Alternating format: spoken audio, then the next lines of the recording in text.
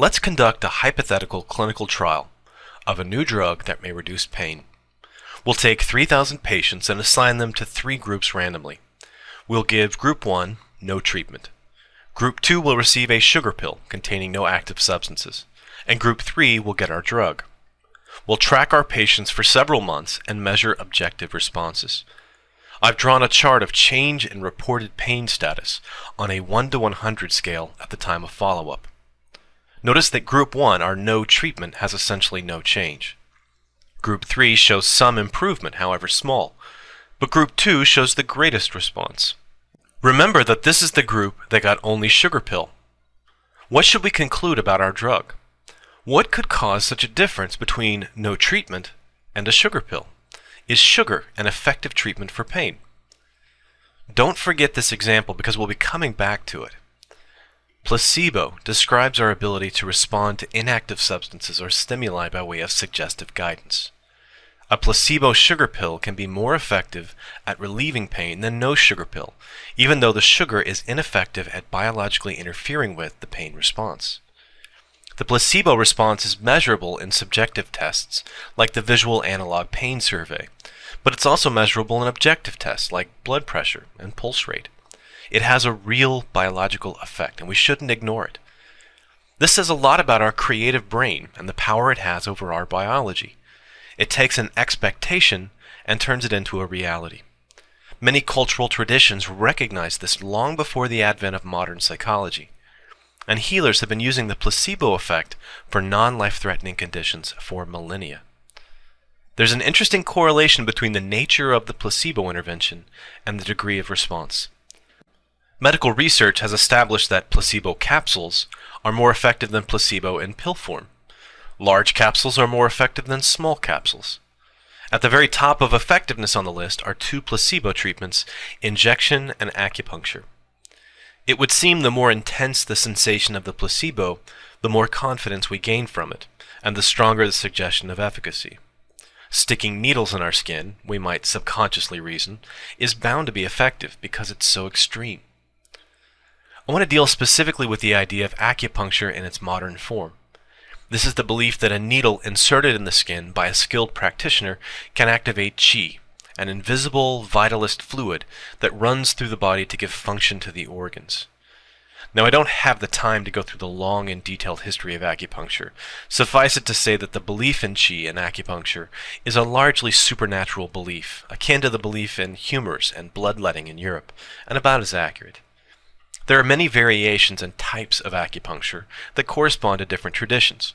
Some practitioners burn plant material on the needles, called moxibustion. Others use electrical stimulation through the needles, or a recent addition, cool lasers. What is most important for this discussion is that an acupuncture session involves sitting quietly or laying quietly while a trusted authority figure shoves needles into your skin. There's a great deal of manual contact as the practitioner inserts the needles and applies certain motions, and a sense of relaxation. This creates an atmosphere of high suggestibility and a frequent painful stimuli followed by release, something that can stimulate the release of endorphins. We could also include acupressure here, which doesn't penetrate the skin but simply puts pressure on specific qi points. So, does it work? The short answer is yes. In the short term, say less than 2 days, you will feel some relief from certain kinds of pain. The magnitude is very small in the clinical trials that have been run, say 2 to 6 points out of 100 improvement over no therapy for a variety of painful conditions from arthritis to tooth pain. We could certainly walk away at this point and conclude that acupuncture is very slightly effective on the evidence. Many of the studies conducted by professional acupuncturists do. But the comparison doesn't have to just be between no treatment and acupuncture.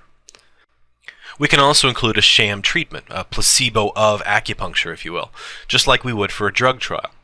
We have some options here. Some have used regular acupuncture needles but not placed them in qi points. Some use the needles in the right places but don't adjust them correctly or insert them deeply enough. My favorite, though, and the study I want to discuss used, wait for it, toothpicks in place of acupuncture needles as a sham treatment. Can we agree in advance that if sham acupuncture with toothpicks works as well as regular acupuncture, that it's a clear placebo response, because that's not what they found. No, they found that toothpick acupuncture works better than the real thing, and not just a little, but a lot. Both of them beat the no treatment group, but the toothpick group was the clear winner. In fact, the example I gave at the beginning are the numbers from this study, conducted by the NIH Office of Complementary and Alternative Medicine. The other placebo group often examined, the placement of needles not in chi meridians, but rather randomly, or improperly placed, or placed too shallow, often outcompete the conventional acupuncture in these types of randomized patient-blinded trials. If a drug company came up with these kinds of results, they would quietly slink away. Not the acupuncturists, though. They're quite happy with the finding, suggesting that acupuncture works so well it doesn't even matter if needles are inserted or not. Clearly, they all missed the day in acupuncture class when evidence-based medicine was taught. For me, this is the end of any discussion about acupuncture. But if anyone out there still has doubts, even after the systematic reviews by the Cochrane Institute and others dismiss any real effectiveness versus placebo, I would ask you to consider the very real risks. That's right, sticking needles in your body has some associated risk. I know you're all shocked. If those needles are improperly sterilized or handled, they can introduce bacteria deep into tissue. If they're inserted too deeply, they can puncture membranes like the lungs, the spine, and the heart. If they break off inside your tissue, removal may require surgery. So the possible side effects of acupuncture are infection, tissue and nerve damage, major surgery, and death.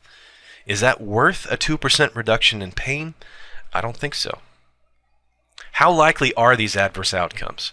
In a survey of adverse events of acupuncture given to about 1,000 doctors and 200 acupuncturists in Finland in 1995, there were 25 cases of pneumothorax or punctured lung reported by doctors. This gives a prevalence in Finland of about 250 cases in about 5 million people, or 5 per 100,000 people.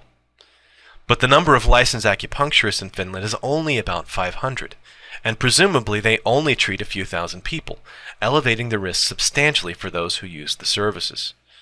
Now, not all pneumothorax are fatal. Many spontaneously heal, but there's a risk of lung collapse and very rapid death. There are numerous case reports too horrifying to list here. X-rays revealing broken needle points in the pericardium, post-mortem exams of spinal lining punctures, and even a few outbreaks of infection from needles called acupuncture mycobacteriosis that infected dozens of people. If you do go to get needles inserted, make sure the practitioner is at least licensed, uses disposable needles, and that they carefully sanitize both their hands and your skin. I'm not a fan of scare tactics, but I think a thoughtful examination of the risks and benefits do not support the use of acupuncture for pain management or any other condition. Placebo effect is a useful tool to be sure, but the next time you're tempted to visit an acupuncturist, perhaps you might pursue the more effective, less expensive, and probably safer alternative therapy. It's all natural, composed entirely of wood, and also good for holding olives in a martini. Thanks for watching.